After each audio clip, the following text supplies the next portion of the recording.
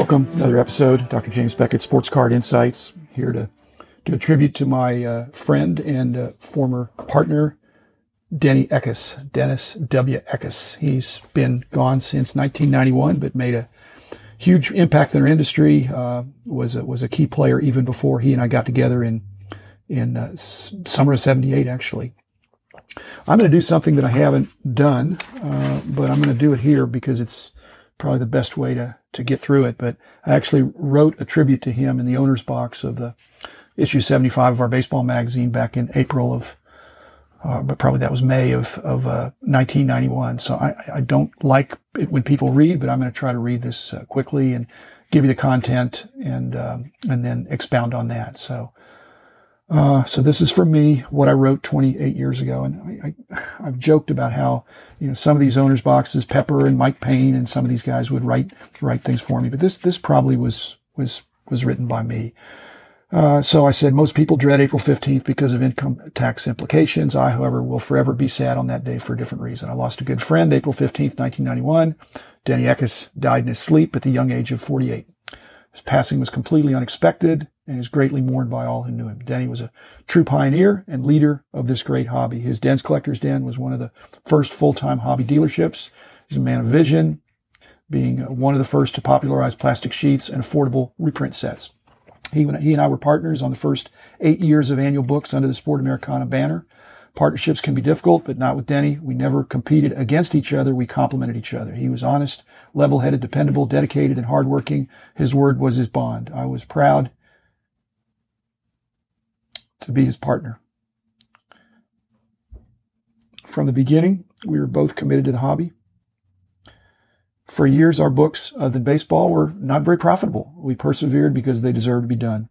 In addition, it was our common belief that someday collectibles, the alphabetical book, football, basketball, hockey, etc., that those other non-baseball books would catch on. Denny was highly principled and had a sort of pragmatic idealism or lofty realism. By that I mean he was not afraid to have big but reachable dreams and to take on big challenges. And he was fearless in tackling whatever hard work it took to meet those challenges and to make those dreams come true. No matter how big the task, if it was worth doing, he wanted to do it to the best of his ability.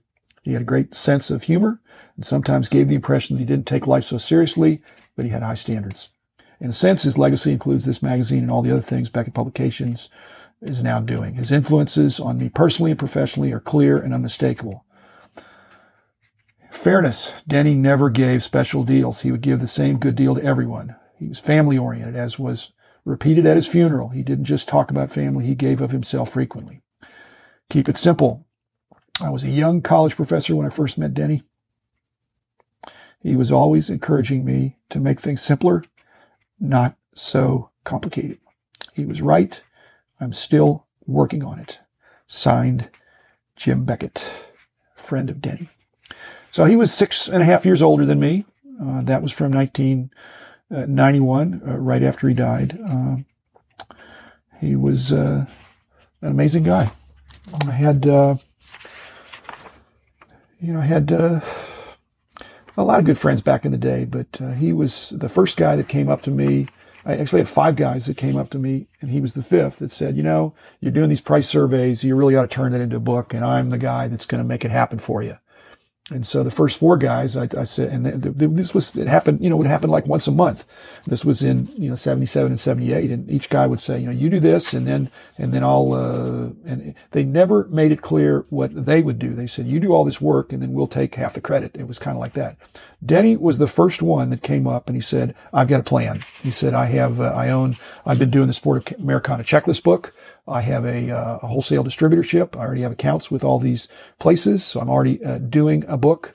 I have that brand, which is meaningful.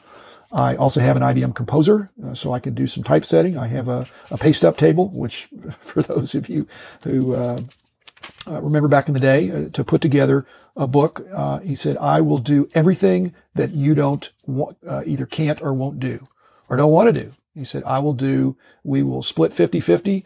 You just do the pricing and I will take care of everything else. I've got a warehouse. I've got distribution. In effect, he was saying, you be the author and I'll be the publisher. And and it was compelling. I'd say, well, what about this? He said, I'll take care of it. And he did. And so, we actually knocked out 3 books that first year. That's how smooth things were. It wasn't just smooth without a lot of work. He was, there was enough evidence, to convict, both of us of being of a workaholic. Ironically, I had my heart attack when I was 47, and so he was 48 when he passed away, most likely from heart failure or something like that. He drank, he smoked. I don't drink that much, but he drank pretty aggressively at times and smoked. But he was a really hard worker. We'd get together when we'd be coming down the home stretch of putting a book together and being on deadline, because he was just like me. If it's a deadline, you really want to make it. And so, but I guess I flew. I don't think I ever drove over to Maryland, but I was in Ohio this first few years. And then after I moved to Dallas, we still worked together, and I'd go up there on the last weekend when the book needed to be delivered to the printer, and we'd do the finishing touches and proofreading and touch-ups. But we'd work through the night. We just worked through the night. We work all day, all night, get a couple hours sleep, do it again the next day, and then Sunday evening I'd jump on a plane and go back to Dallas. He was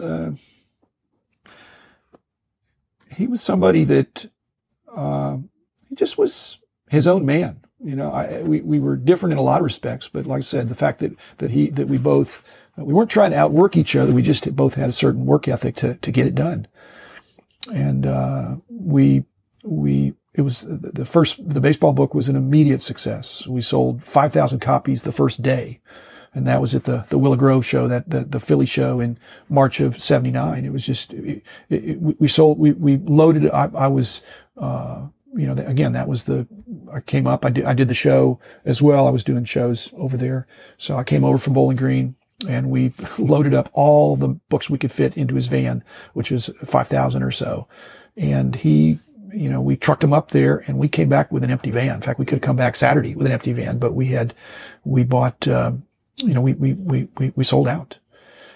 Later, when I moved to Dallas, we still worked together, but not as closely. And again, we were having great success, and we'd had some other, we'd expanded our book line, and it was all pretty much under the Sport Americana title that he had acquired, that brand.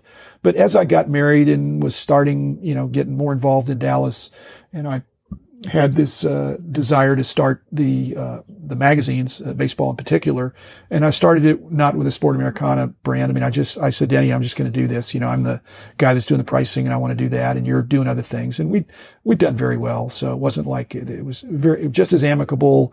We basically started on a handshake and ended on a handshake. And then, like I said, 7 years later, he passed away, and I miss him. I learned an awful lot from him. I also we had a division of labor. Like I said, these other 4 guys that were all sharp guys that just said, hey, let's do a book together. They never could lay out what they were going to do. And Denny and I were both kind of task-oriented guys who said, hey, here's how we're going to accomplish this. And as some of you, again, this is most collectors are men, boys and men, but men that work side by side together can become good friends. And we did. He was a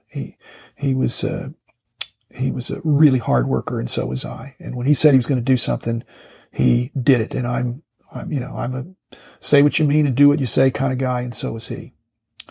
So, what happened afterwards, again, another part where Denny was valuable, is that as soon as our book came out, and it sold 5,000 copies that first day, and then we had another 5,000 copies that sold the next week. We were all of a sudden being approached by national publishers. They said, well, this baseball card thing, maybe it's a little more, maybe there's a little more there than we thought. Again, things were really emerging in those days. And so he and I had to negotiate with some different, national publishers, which wound up being, there's a whole bunch more things that too much to include just in this tribute to Denny, but we wound up having a Edgewater Books with our friend Bill Dodge, that was also a collector that had a lot of publishing experience. And so we did a hobby edition with him for many years.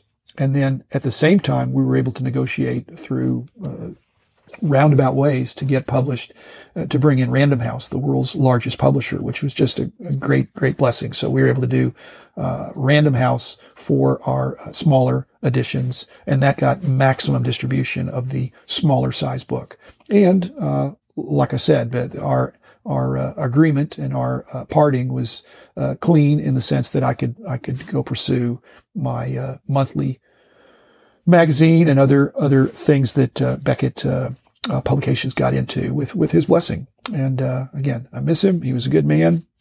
I remember that just one story about him. He was when I met him, he was working the show circuit. So he was a known quantity. We were at a lot of the same, and all the big shows back in the day, there weren't that many, and the same guys were there. So I saw him, and he'd be in the hospitality rooms, and he was a good guy. But at some point, and again, there's a statute of limitations on this. At some point, he started wearing his Orioles baseball cap, and he was, a little bit, prematurely balding. And so I remember sometime in the, whatever that was, early 80s, he started wearing a baseball cap. And so, he played baseball. I played with him, or softball, I guess we play. And he was a good player, but he always had his baseball cap on, even inside. And then about 3 or 4 years later, he took off his baseball cap and he had a full head of hair. And I thought, wow. But if you look closely, it was not his hair. But, and he could joke about it, but he didn't, he just like he kept his cap on, he kept his hair on. It was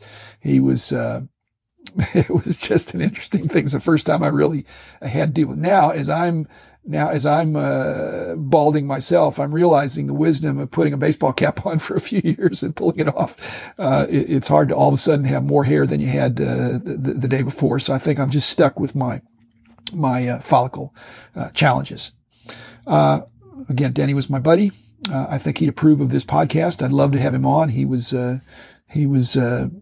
had a great sense of humor and somebody that wanted to be involved in making the hobby absolutely a better place.